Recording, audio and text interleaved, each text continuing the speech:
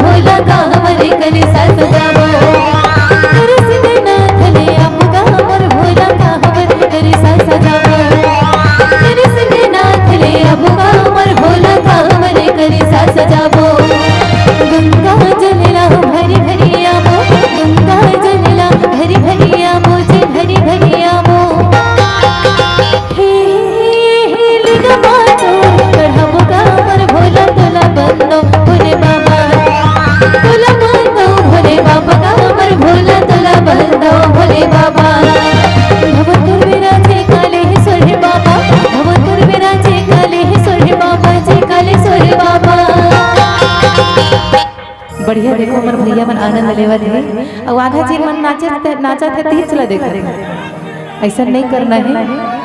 आपो मला भक्ति में झूमना है ना। तो जिन जिन के अगर मन करत हुई ना नाचे के आप सादर आमंत्रित हो काबर भगवान के भक्ति में शर्म नहीं करना चाहिए।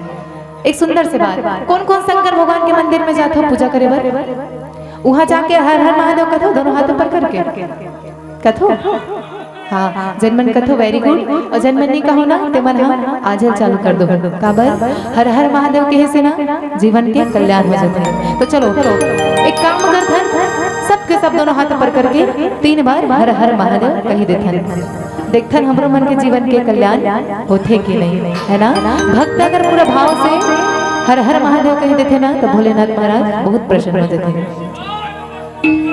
नमः पार्वती पते हरे हरे महादेव हरे हरे महादेव हरे हरे महादेव।